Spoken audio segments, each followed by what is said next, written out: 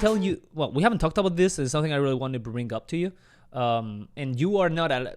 Would you say you're not a huge boxing fan? Not at all. Not at all. I have no idea. I just know Manny Pacquiao, Floyd Mayweather, Muhammad Ali, and that's it. Okay. I'm not a huge fan. Gotcha. I just knew Tyson back in the day. Yes. Was a fucking a beast. A beast. Yep. Well, we're gonna say that you're a casual fan.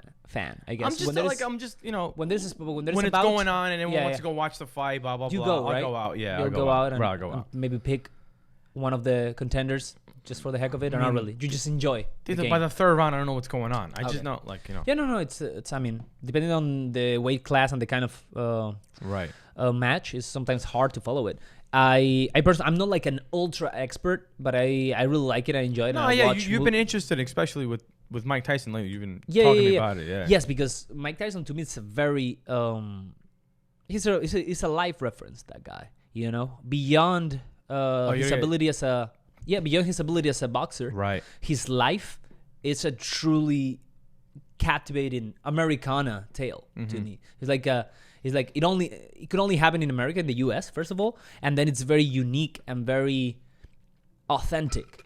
I really like it because he is one of those stories in which the protagonist from nothing made it all the way to the top, only to fuck it up, lose everything, and lost everything deep down to the bottom once again, only to bounce back, bro. Yeah, bounce back, and now being on the rise in a completely different fashion, which is even more important because the Mike Tyson who used to box to current Mike Tyson is like two different human beings, right? Totally, and he's talked about this openly. He has an excellent podcast. I recommend everyone here. It's called Hot Boxing with Mike Tyson. Great podcast, and then he's talked at length about his life and how things unfolded, and he's done also in other podcasts and interviews. Of course, he was twice. He's been to Joe Rogan's, yeah, and he's been talking to people for a while now, like telling his story and how everything came about. Well, he also has a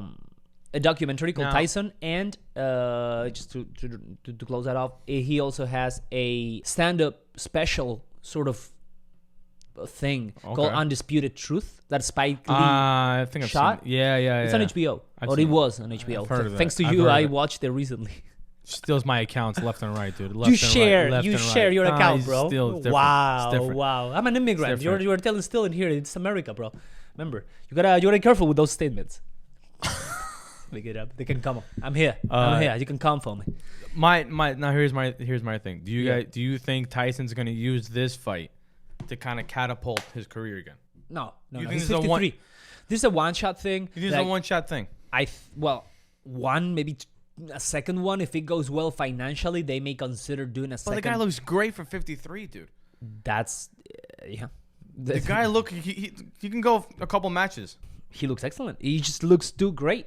So what's the purpose of this exhibition fight then? What do you think? Well, what he said, again, what I've heard from him directly, and from Roy Jones Jr., who's his opponent, and that one is a top 10 of all time boxer. Like probably not as popular because he was in this. He's kind of like an after Tyson era sort of guy. Okay, yeah. In this era in which he started as a middleweight, I believe, but he went all the way up to the heavyweights. Fuck, I had a long night. Long night. Yeah, but that's not the matter. Oh, it's definitely no. Come on. Yeah, bro, I was working hard editing my other podcast. Oh, bro. yeah. So you know I don't know if you guys know Tito over here as another famous podcast. Let's focus here on Tyson, okay? We'll average at the end of this spot. But what was he saying? See, Roy Jones Jr. went to a heavyweight. Yes, heavyweight. Class. So Roy Jones Jr. It's arguably one of the best, top 10 to me boxers of all time. Mm-hmm. But he came in this era, in this post Tyson era, in which there was not really like the fans were kind of on the decrease. TVs weren't like. Well, I know after Tyson was like Lennox Lewis, like the next big thing. He was the next big thing, but it wasn't like as captivating as Tyson. And Roy Jones was like within that era. He's actually almost the same age as Tyson. And he's a heavyweight. He made it eventually. So that's what I just know about. Like the last true heavyweight was Mike Tyson. Well, here's what happened. But what about this guy Klitschko? Wasn't that guy good? But that's the thing. That's what I was trying to get at. He was great. He was the reigning champion for like 8 years. Almost a decade. Almost 10 years. But he didn't have the appeal. But there is a thing on boxing, right, that most experts agree on.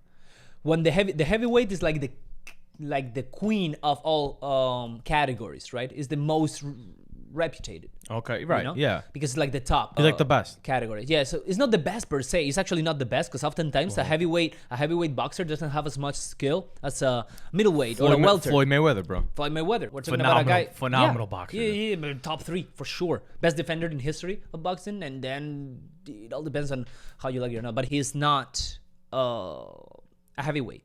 Okay. What happens with the heavyweight being the top category?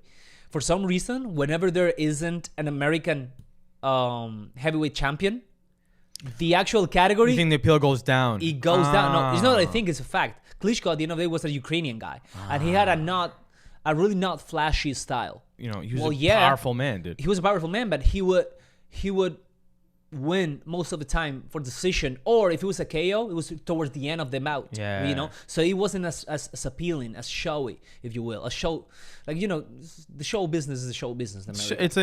It's entertainment. It's entertainment, right? But the Americans, they understand it in a very unique way, you know. And this is not me talking. I heard this from experts that whenever there isn't an American heavyweight champion, of course, that makes sense. Of course, like take a 100% take a dive in terms of fandom or whatever, right? And but thanks to not only American contenders that rose in the last 2-3 years, main one being Deontay Wilder. Yes, the heaviest I saw that fight. punch. I saw that fight. That was like 2 years last year. Well, he's last year. Yeah, last year. He won that fight. He's won and lost. I was a little wavy. I was at a bar. So right. So he was the undisputed with. There are like 4 or 5 belts you can have, right? Because that's another problem with boxing that you don't have with UFC. Right. But the thing is, according to, there are like 4 different associations you can be a champion at. Okay. So there might be 2, 3, even 4 reigning heavyweight champions, because one is the WBC, one is the WBA. Yeah, they have like a lot of like a different within the category. They have different like subcategories. They have it's like associations that release or that they give the actual belt. Okay. But the point is that he was undisputed. He had won all his bouts, and then he faced my favorite one, which is British by birth, Gypsy by ethnicity. Did you say gypsy on the air? He's a gypsy, man. He's a Romani. He's a Romani guy. Maybe we can't offend the fellow gypsies that are probably watching the podcast, dude. I hope they are my fellow gypsies, but more importantly, his nickname is the Gypsy King, bro. His name is Tyson Fury. Yes, Tyson Fury. Okay, that makes. So that's the Gypsy name guy. I remember. Name I remember. So Fury and Wilder. They fought. 2 years ago fought, and it was a draw. Very argued. Controversial draw. Very controversial, because Fury was amply winning the fight, but then Deontay on the 12th round knocked him off his feet, bro. And then when everything seemed like nobody has stood up after Deontay put them on the canvas. Okay. But this motherfucker got some gypsy blood going and came up and won the round, bro. It was crazy. But then they gave it a draw to the bout. So then they had a rematch. I think I saw the rematch. One. I think it was earlier. That's what I saw the rematch. It was earlier this year. Okay, it was like in February or something. Right. And in that rematch, Tyson Fury put on a clinic, bro. Beat the shit out of him. Beat the shit out of Deontay, technical KO, and it showed kind of like the lacking of Deontay Wilder, which is what I was trying to say, that sometimes you can be an excellent heavyweight boxer without having the level of skill that smaller that makes weight classes require. Because heavyweights is just known for their punching, right? Exactly. Well, the thing is that whenever humans, they're not whenever quick. Usually their defenses, they don't have a defense. Exactly. Yeah, that makes sense. I get it. And then at the end of the day, when a human goes up in size, their punching ability grows remarkably. In other words, it's much harder to see a KO in the middleweight, in the flyweight, strawweight is much harder, bantamweight, than seeing it in the heavyweight, right, or light heavyweights, because the punching power, it like rises like 100%, yeah, remarkably. I mean, and that's what people, when you've seen 2 heavyweights go at it, that's what you want. You want to see punching. You want to see the power. Yeah. You don't want to see people, like Floyd, like a Floyd Mayweather style, or, you know what I'm saying? Defensive skills. Like defensive skill. You see two heavyweights go at it. That's what people go and see. That's where the money's at. Exactly. You know? Yeah, because the casual fan. Right. That's what the casual they look at, fan wants to go. because they don't know as much, maybe. Exactly. Yeah. Like if I'm going to like a heavyweight bout. Yeah. And I'm seeing it live, I want to see the motherfuckers knock each other out, because that's what they're there for, you know? In a way, it's a little crude of you, but you're right. You're 100% It's not right. crude. No, it's just, listen, that's the entertainment aspect of it. I know. I'm not saying like I want them to kill themselves. Right. But like, it's the appealing of combat. It's the appealing of sports, right? Yep. It's a sport. That's what it is. It's Very like true. if two top level soccer teams go at it, you don't want to see a 0-0. You want to see a 2-3. You want to see them going back and forth. You want to see tanganas. You want to see like like fights in it. Like What's soccer fights. A tangana is like a soccer brawl, but it's like how soccer brawls are. They push each other and they yell at each other. Yeah. But there's no hits. Right. Or rarely. It's like hockey. Okay, hockey is a good example. That's a brawl. When they drop the gloves, you want to see these guys beat the shit out of each other, because that's hockey. Because the referees allow it. They do allow it. I've talked to a lot of people. They go to a hockey game, and they're like, "Well, we didn't see any hockey fights, so it kind of sucked." Like, damn. Hockey's a very underrated sport, dude. You think? Very underrated. Tell me more. Very underrated sport. Low salaries. Very low salaries. Okay. Didn't know that. The game is beyond. It's like one of the fastest games in the world. Okay. Back and forth, nonstop action. All right. They beat the shit out of each other. You mean beyond the brawls, or? Forget about the fighting. Right. Like the cross-checking, they get slammed to the boards, they get hit by pucks, defensemen just fucking diving in front of the puck. Mm-hmm. It's a very underrated sport in America, at least. Yeah.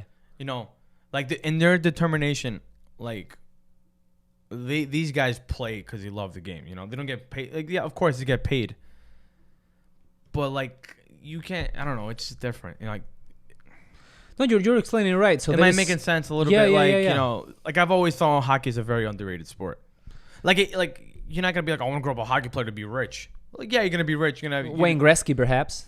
Wayne Gretzky, but Wayne Gretzky is like a once in a lifetime player, bro. Yeah, he's the best of all time. No, best of all the GOAT. time. I mean, hockey, it's gonna be very hard to gain traction, as a top level sport. Like, you don't see a lot of players sponsored.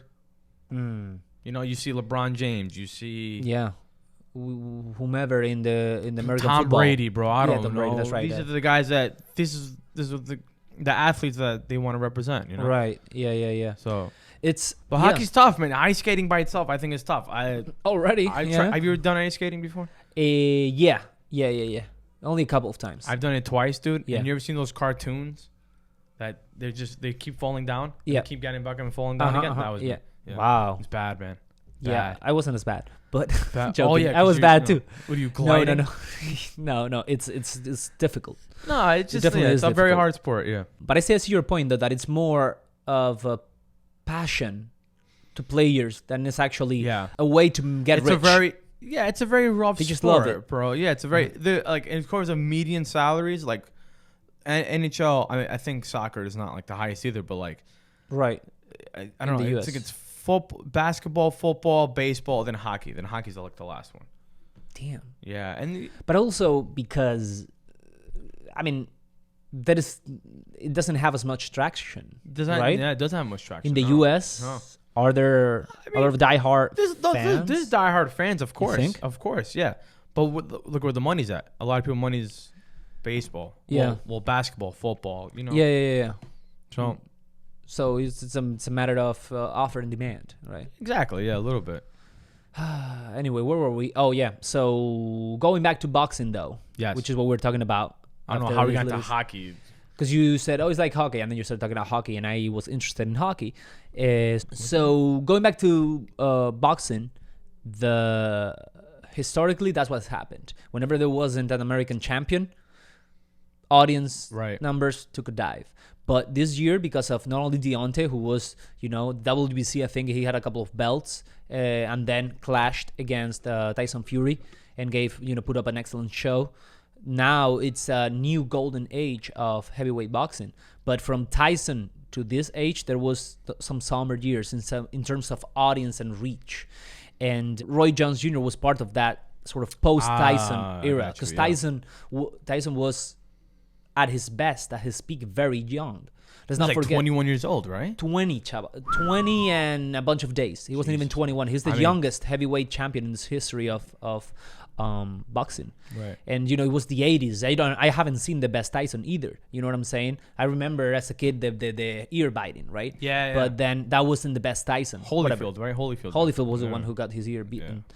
But so in terms of this exhibition bout, I wasn't feeling it, to be honest, because I appreciate, as I said, tremendously Tyson, and seeing him doing an exhibition at 53 already, he has nothing to win, nothing to show, And Roy Jones Jr. was an excellent fighter, so quick for his size, and dangerous, bro. How old is he? He's 51, I think. Like, it's only a couple of years, but again, Tyson was at the top with 20, and then Roy Jones Jr., he had a more organized long-term career. He was fighting up until a couple of years ago. He went to Russia. He became a Russian citizen because he felt American audience kind of like gave him their back or something, so he got upset and like abandoned him in a way. In a way, yeah. I don't know. He became a Russian citizen, went to Russia to do combats and probably make crazy money. And he's venerated in Russia. Right. But I don't know. But then at the same time, as the time comes closer, and I'm seeing them both taking advantage of. They're taking advantage of the. Listen, they're in a new world now with social media. True. Where they're gonna gain a lot of traction, a lot. It's just the world we live in now. So I think even if it's just an exhibition, there's no point for it. It's for themselves to like kind of get back in the world, I think, a little bit. Well, for sure for Roy Jones Jr., who nobody really knew much about him. He was like coaching people in Florida, in his native Florida. But for Tyson, I mean, he has a lot of things going on. But I guess, though, that this is going to come in very handy for him to promote Tyson Ranch. Yeah. Which is now something like he has a ranch in California. He was trying to do some pot-oriented activities and events, like festivals and stuff. That's what I'm music. saying. He can use this way to like... It's definitely a platform too. Platform for himself and his image in a way. Yeah. But what if he gets hurt? I don't want Mike to get hurt. Knock on wood, bro. I know he's 53. He's because he may look all chiseled and stuff. Because that's what I was trying to say before. He's taking advantage of technology also. Yeah. Like he was telling how he used these stem cells to recover and to have his joints on point. He has cryotherapy, expert physical therapists and stuff. And he has all these advantages he didn't have back. That he didn't have back in the 80s, 90s when all this was much less developed. Yeah, and the guy didn't know. Mike Tyson probably only knew like to go in the ring and just throw the hardest punch. He'd probably win. No, really. Well, he actually had a very unique style. I mean, should we talk about what made Tyson a great boxer? I just know that he was. Well, it's not only that he had a lot of power in his punches, but he was bred to be a unique heavyweight. He had this coach, a very old Italian man called Cus D'Amato. Mm-hmm. And this Cus D'Amato saw him when he was 12, and he told him the first time he saw him, if you follow my instructions, I'll make you the heavyweight champion of the world. And Tyson just did that. This guy realized that Tyson had a very unique physique. Tyson is a very unusual heavyweight. Usually heavyweights are not only heavy in weight and size, but they are tall. Mike Tyson is short. He's not short, but for a heavyweight, he's like 5'8", 5'9". Yeah, bro. I'm 5'6". And Deontay Wilder is like you're not a heavyweight. But Deontay Wilder, for example, he's like 6'7". The current one, Tyson Fury, is 6'9". Anthony Joshua, another great contender, is like 6'5". Yeah. They are like huge. Klitschko was 6'6" or something like that. Yeah, huge guys. Yeah, I get it. Yeah, he was like a different heavyweight. He was a different heavyweight, and he fought like a different heavyweight. He developed what is called in boxing a peekaboo boxing style, in which he gave a lot of importance to having quick feet and being able to slip punches quick. So he would like make a lot of turns and look for openings on the sides. So he was like a non-traditional heavyweight. That's why his rise was so spectacular. Oh, spectacular. Yeah. Because you've never seen like a heavyweight that can punch like a heavyweight, but moves so quick. Right. That and makes comes, sense. you know, and he has like guys that are like 2 heads taller than him. So he kind of crouches down and then slips the punches, look for the opening, bah, bah, bah, super quick and super strong. Also, because the guy had torque like a motherfucker. Yeah. He has that core, you know, like nobody. So he was very unique in that sense. That's why he was very spectacular and gave the category, the TV spectacle, like a huge bump. Right. That's why he was so cool. Also because he was he had like this crazy fucking animal. tiger. Yeah, bro. He had a tiger, bro. Bad motherfucker. Bad motherfucker, man. Yeah. He was definitely one of a kind. And also, you know, he came from Bronxville in Brooklyn, like, you know, at the time one of the poorest and worst neighborhoods that you could be. So that also fed his legend as a very dangerous guy. Yeah, I mean, I wouldn't fuck with him. Neither would I. But then he changed that. You know, he said many times that weed and DMT, like, you know, the toad, as he calls it, like, you know, the Sonora Desert toad, that they extract DMT, a venom that it has an alkaloid. I have no idea what you're talking about. DMT, you never heard of this? Never heard of this. So there's this substance called the substance of God. It's like substance of God? Yeah. It's in the toad. It's on the outer part of the skin of the toad. And our pineal gland segregates it only twice, is believed. When we are born and when we die. It's called DMT. It's like a long name that demidextrotrectamine. Oh my God. Some crazy long science name. And this substance that is found in the toad, in the Sonora Desert toad, and also in ayahuasca. You know, have you ever heard of these people who go in the Amazon and they have a shaman and then they take them into another dimension? For anyone that's reading this, anyone that's not watching this on YouTube, I'm shaking my head no, because I have no idea what this kid's saying. Okay, well, it's popular. But I've never heard of it. I'm not trying to. I swear to God, I'm not trying to bust your balls. No. I've never heard of this before in my life. To be honest. So he talks about it all the time because I listen from time to time his podcast, and the podcast is called Hot Boxing because they're smoking joints. But then want to smoke a joint? Whoa! So for anyone that doesn't know me, I've never ever smoked weed in my life. Never. Which is fine. I've made a pact with one of my good friends. But I don't know. I feel like that'd be actually fitting. It could First be fitting. time I smoked a joint would be on a podcast. It would be, yeah. Elon Musk did so, and look at him. Elon Musk smoked a joint on. He smoked a joint on Joe Rogan. You never saw this? You never seen that? I thought Joe Rogan smoked. I thought Joe Rogan smokes weed on all his podcasts. I don't know if he smokes on every podcast. He's an avid smoker, and then he offered Elon. I'm not promising people I'm gonna smoke weed because I don't want to get like, you know, oh John, you gotta smoke weed in the podcast. What we could do though is bring your friend, so you wouldn't, you know, you would fulfill the promise by being the first time with him. I gotta talk to my friend. Right. Who shall remain? I'm not gonna nameless. I don't want now. Exactly nameless for now. For now, I think we said it on the previous. That'd be funny. Yeah, but anyway, so he says that all these, how you call them, all these psychedelic experiences have changed them forever, and he's like a different person after going on a trip, on a psychedelic trip with the toad. No, but the toad, you smoke it, but you have to extract the venom with like a straw, and then it's like crack. Oh, it's like scientific shit. Yeah. So that's interesting, actually. Yeah, I didn't know that. He is considered the most powerful substance, and it's a very short trip. Apparently, I've never done it. It's a very short. I've never done it because it's hard to get. Because it's hard to get this thing. This has become fairly popular. I think maybe it's more on the West Coast. I'm gonna Wikipedia this later tonight. Wikipedia it, and then it's you smoke it. It's only 30 minutes. You take 1-2 hits, and then you just go to another dimension. Straight up.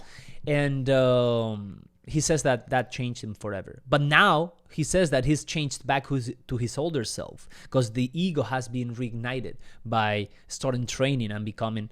His training all started apparently because his wife called him fat one day. And he got upset because he has an ego. He feels that I think everyone has an ego. Everyone does, but he has been suppressing it because. Tito, you're fat. Wow. But I ain't fat. I mean, listen, people have looked at me. Yeah. And said, John, what the fuck is going on? I'm like, what? What's going on? Literally. This is a verbatim statement? Verbatim, dude. This is just one experience that I've had. Damn. I've had other people just look at me like, wow, John, what happened? That face. Exactly gross that face, like shocked. So that kind of pushes me. So I'm on the same level as Mike Tyson. If my girlfriend called me fat, you would start. I would start working out. Yeah. Yeah. When he did. He started like going on the treadmill. He said like he could only do 10 minutes because he had been with a working out for years. Oh, I hate the treadmill, man. And before he realized, he was 1 hour and 45 minutes in it because he's very competitive. Yeah. And then he kept going, and then the exhibition bout was offered to him, and he accepted it. And so we'll see what happens. Who do you have? Who do you have? Fuck. So here's the thing. I love Mike Tyson. But I think it's an exhibition bout, so probably there won't be a knockout. So was Rocky 6? Rocky not Rocky 6. Rocky 4. What's the guy that dies? Oh, Apollo Creed. Yeah, Apollo Creed versus Ivan Drago. Drago. There you go. He dies. That was an exhibition match. Look what happened. Someone died. You're right. It's also not real. But I'll take Mike Tyson because I just know Mike Tyson. Okay. Well, just to go on the contrary, and because I think Roy Jones Jr. is... Fuck, I cannot go against Mike Tyson. I'm going to go in a draw, bro. You going on a draw? If I were to be purely objective... How about this? All right, yes. So there's going to be odds on this match, right? Probably. Sportsbook for odds. sure. So we're going to look at the odds at the sportsbook, and then we're going to each place a bet, and then we'll just see who wins. Okay. I've gone into sports betting a little bit. Do you want to talk about that? But we live in a state that makes it illegal. So is that so? Yeah, I know nothing about betting. The moment if I can go on the George Washington Bridge right now, walk to New Jersey, go on my phone, and place a bet, and I'll be fine. But if the moment I walk back into New York, you can't place a bet. Wow. Yeah, because they're gonna make it illegal. It's gonna happen. There's too much money involved in sports. What about the online services though? No, you can't do it. No. So you try to log in, it'll just my phone's on airplane mode, but I'll show you one day. You can log in, but it says you're in a state that there's so they recognize your IP, eh? Everything, yeah. Shit. Yeah. So okay. How about this? So, I'll go to New Jersey. Yep. And then $14, the fucking toll. Just to go to. I hate it. $14, right? No, it's 17 now. Wow. Actually, no, it used to be 14 and 17. Holy shit, man. Anyways, we'll get the odds. We'll place bets. Then we'll go from there. Okay, sounds good. Yeah, sounds good. That way I can think. I can build a more conscious. Yeah. We have time. When's the bout? November 28th, bro. Hopefully, we record another episode. We will. You bet your ears. We will. Have you ever been in a boxing match? Live? You used to box? Live, you mean? Yes. Or participate as a boxer? Have you ever been? No, I've never been boxing. No. And not neither in real life. No. It's I've only watched it on TV, to be honest. It was very expensive, but I have a couple of friends of mine came over from overseas to watch Lomachenko fight. I don't know, we're gonna make this about because there's a lot of things going on right now in the boxing world, in the fighting world in general, in boxing in particular, because Andriy Lomachenko, it's considered best or the top two with Terence Crawford, best boxer pound for pound, and he got defeated against all odds. That must have been a good bet. Yeah, that somebody got rich. Somebody got rich on that because nobody was betting on Teofimo Lopez, which is no idea what that is. That guy is actually he's your city fella because he's from Brooklyn. Where am I from, Valeriano? You're from Queens. Where am I from? Well, New York City. No. Where am I from? Astoria, Queens, New York. Yes, still a New York City guy. So he's from Brooklyn? No, he's from Brooklyn. That's it. Okay, continue. Go ahead. I'm sorry. So he's actually of Nicaraguan descent, if you want to be. Nicaragua. Yeah. That's why he's Lopez. Very tiny country, dude. I know. What's a Nicaragua? Nicaragua. Well, there are people there, bro. What are you meant to do? Not millions, hundreds of millions, but they'll have a few million people. Anyway, the point is that he won against all odds because he's 23 only, the youngest to have the 4 belts in the division ever. So nobody was betting on him. Lomachenko was supposed to win that fight because he's not easy, but at his prime, the guy's was dangerous, but he should have been able to control him and win, for unanimous decision.